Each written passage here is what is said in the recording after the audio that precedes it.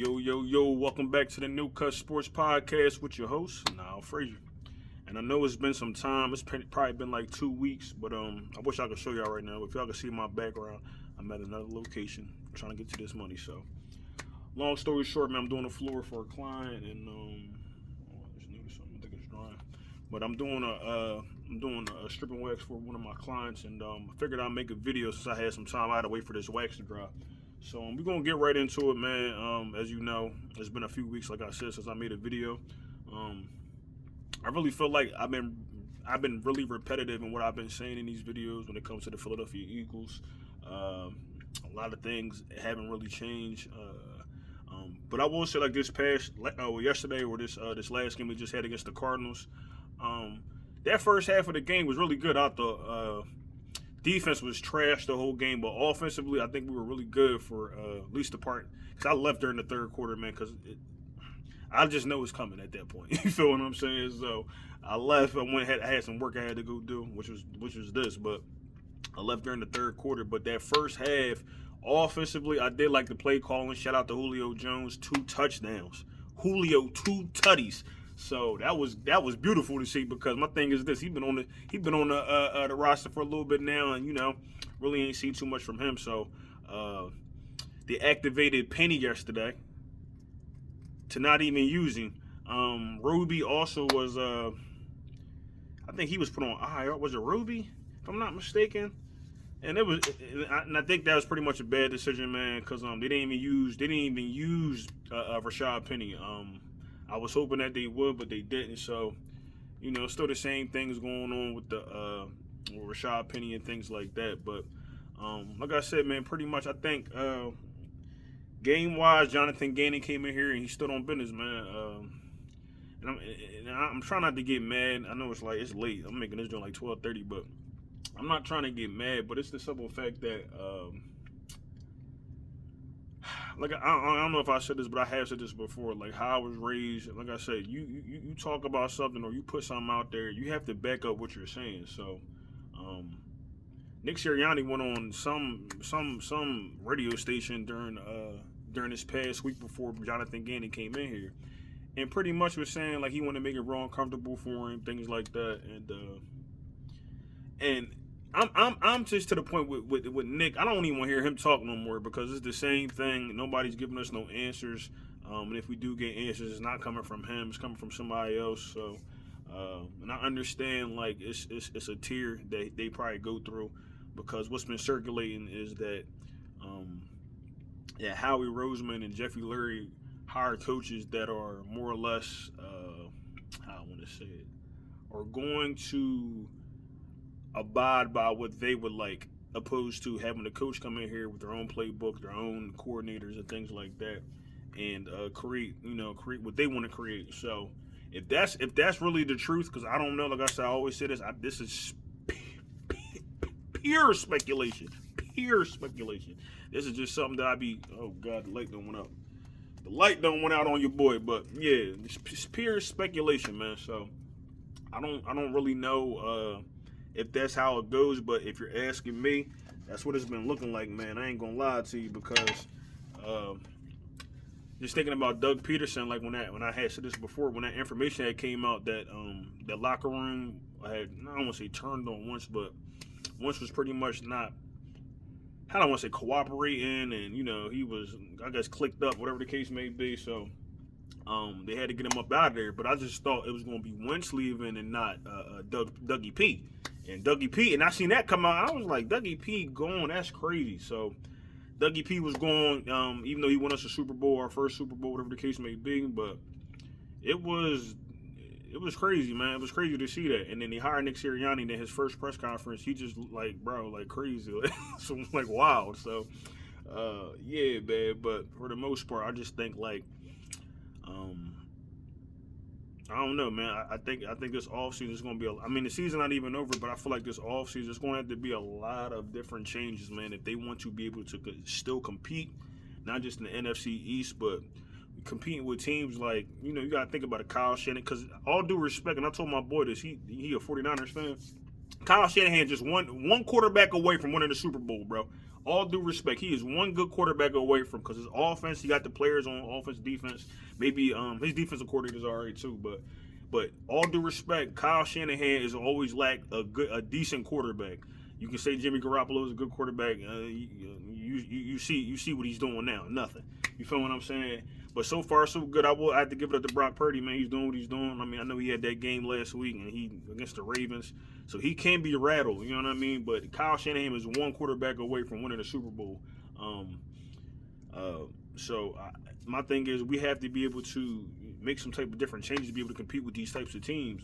Even when you go against AFC teams, your Patrick Mahomes, the Baltimore Ravens are on fire. So even the Miami Dolphins, I know they're a little banged up right now, but excuse me. Oh, and shout out to Chubb towards ACL, man. That's terrible. Him and Phillips both out with ACL injuries. That's crazy. So hopefully they get back. Come back next year, they heal up, because they was killing it. So I had their defense in my fantasy. So, but yeah, man. But let's keep it moving though. So yeah. So my whole thing is, man, I can get on here and keep making these videos, and I'm gonna keep saying the same thing, man. But I do think that the locker room has turned on Nick Sirianni. As most of y'all know, when the players give up on the coach, man, it's and like I said, this is facts. But when the players give up on the coach, you know something's about to happen. So either somebody's gonna get fired. I don't know if it's Nick Sirianni, or some type of change is probably gonna be evident in these next coming weeks.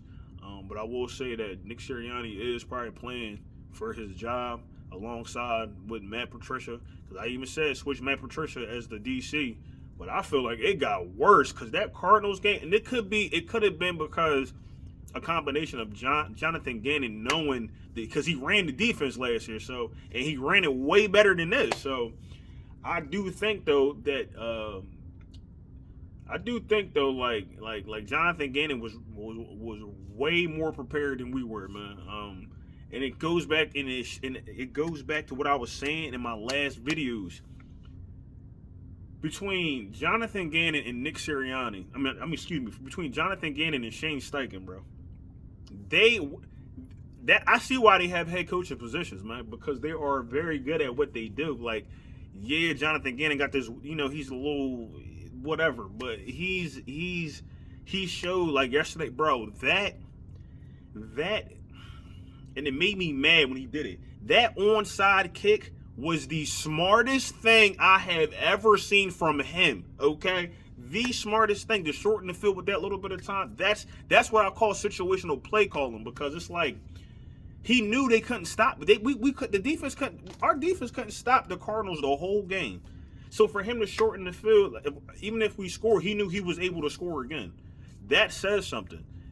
Regardless of what y'all want to say, that really does say something. I can't remember, something had came out about Jonathan Gannon when that whole controversy had went on or that could have been before, matter of fact, I don't know, but that controversy that came out where he had did an interview, and I guess he wanted to do something. He said something about the play calling or something like that. I can't remember what it was, but now that I'm thinking about it, man, a lot of that stuff that these dudes were saying, man, you starting to kind of see it, because it's like, it should be no way that this team put together the way they are on both sides of the ball that they are this bad, bro. This bad. It was very. I'm like, bro, how did we even win them 10 games? All honestly, like, how did we win them 10 games? It was very much like, I don't even know who I was watching. Like, it was that defense was that bad yesterday. So like I said before, man, this is what we have to come to expect at this point in time with our team. But man, it's sad, bro, because I really do feel like we might get bounced. Like, we made the playoffs, but I feel like we might get bounced. I don't know what round, but we probably might get bounced, man, because I don't see them implementing nothing new. And the players on the defense are still confused. It's like they're more confused now than before. They're more confused now opposed to when Sean Desai was calling the defense. Oh man, it's crazy, man. It just upsets me. So, but let's move on. Talk about AJ Brown. I should have started off with this. So AJ Brown, And I don't know if the sources are correct, but I seen something earlier where it said the AJ Brown. It's speculated that AJ Brown is saying that he's the reason why he's mad is because of the coaching. It's toward the coaching. It's not toward any players. It's not toward anybody. You know what I'm saying? But it also came out that players saying that him supposedly being a leader, he shouldn't have that type of body language. And I understand what they're saying because we all knew something was wrong with him. You know, we just couldn't put our finger on it until now. And it's to the point where it's like, listen, man, he's fed up. And I would hate for this to cause him to leave Philadelphia because I think he do got another year on his contract with us.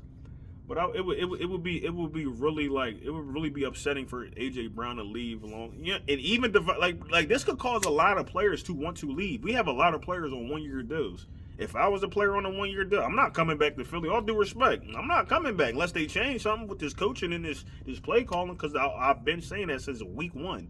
Situational play calling is very much needed when you play in the NFL because you have to be able to adjust to what's going on around you. You have to be able to adjust to the game, and they're talking about the Eagles leaning more on analytics. And that Jeffrey Lurie's son that's the one that's in charge of the analytics department. I don't know, but my thing, that's what I heard from, I tell you, I watch other podcasts as well, but that's what I thought I heard in one of my guys when they was talking, because I was like, wait, I didn't know that. So it's good to learn something new. But yeah, long story short though, man, I know I keep saying it because it's a long story, but I don't think AJ Brown's the problem. I mean, I understand his frustrations and things like that, but I just hope, I keep saying this, I just hope that something changes, but I don't really think anything's changed because it's week what? You know what I mean? Nothing has changed. We get Nick Sirianni still coming out to these press conferences just saying, just whatever, he'll say whatever and then he'll contradict himself, and you really just don't know at this point. So what we're going to do, but depending, I can't remember what seed we are, but depending on how this situation play out with this next coming week, we might end up playing the Bucks in the playoffs, and that'd be crazy if we get bounced by the Bucks, because when Nick Sirianni first took this team over, who we get bounced out by? The Bucks. But that's when he had Tom Brady. So it's a little different team now. Some of the same players when Tom was playing, because that was only a few years ago. So yeah, man. So it's sad to say, man, but I can't even sit there and be confident in saying that I feel like we can pull it off, because I'm not seeing anything that's showing me that we can. A 3 or not a 4-win team, but a 3-win team came into our house and beat us, and not even in a sense of like obliterated us, but situational play calling, man. It's chess, not checkers. You cannot call these random basic plays just because you want to call them, and then some of the stuff that Nick Sirianni does, it's just like that last drive. Why are we? It's 2-20 or 2-18. Why are y'all running QB draws with your franchise quarterback y'all just paid? We got 4 running backs, bro. 4 running backs. Use one of them. Use one of them. It make no sense, man. Use one of them. DeAndre Swift still not getting enough touches in that first half. They only go to it when they know they need to. But then that's the thing. If it's been working, why not do that the whole game and tire out their defense? And then Nick Sirianni comes out halftime talking about they can't keep that run game up. Bro, it's too many things. I might have to end this quick because I'm about to get mad. It's too many things this man has done said that has put me over the edge. So I would say this though: if they do move on from him, I ain't mad. If he stay, I'm gonna be a little upset. But they have to do something where it comes to this play calling, defense and offense. I'm gonna be tuning in to trying to catch these press conferences with the coaches and seeing what they're saying to keep y'all updated. I do apologize, man. Like I said, I own my own business, so I gotta shake and move, when they call. So, but yeah, man. But I'm trying to think if there's anything else that I might have missed. We play the Giants next. I think Tyrod Taylor is going to be playing this whole game, and I'm gonna just keep it a bean. If he'd played the whole game last week, we probably would have lost. So. They got us, and I don't know what the spread is for the for the game, like point wise. But I heard somebody said it was like a 25 point, like we was gonna lose by 25 points or something like that. I was like, wait, what? So we'll see, man. But I'm trying to make sure there's nothing else that I'm leaving y'all with. Oh, Merry Christmas to everybody. I know it's a little weeks late, but it is the New Year. It's New Year's Day, so Happy New Year, 2024. I hope that whoever's watching this video, I hope y'all stick to whatever y'all trying to do this year. Try something new, do something new, step outside your comfort zone, outside the box, and just do something that's that makes you happy. You know what I'm saying? Nothing crazy. Don't get locked up, nothing like that. But do something that makes you happy. If it's a new career change that you might be thinking about, you know, something like that, going back to school, you know, simple stuff, repair, you know, a relationship here and there, whatever the case may be, man. Maybe finding God. Some of y'all need the Lord in your life. You know what I'm saying? So get a little bit of spirit in your life. Get a little bit of Lord, the Heavenly Father in your life. But whatever it is, man, losing some weight, whatever the case may be, just remember to stay consistent and diligent in what you're trying to do. Don't allow no outside factors determine what you should be doing, man. Because I think we all do know deep down inside what we should be doing. So, I think I'm gonna leave it off at that, man. You know, I try to give you a little bit of game at the end of these videos. So, with that being said, I do appreciate y'all for tuning in. I didn't hit the 100 subscribers yet, so we're at 81, 82, I think. So I mean, I know it's a new year, but we're gonna keep it rolling. So I'm trying to get to that 100 subscribers, and then from there on, just keep it rolling up. So yeah, man. But until next time, I'm gonna holler at y'all, man. It's Now from the No Cut Sports Podcast. Peace. Y'all be safe and Happy New Year. Remember what I said. Stick to y'all goals, man.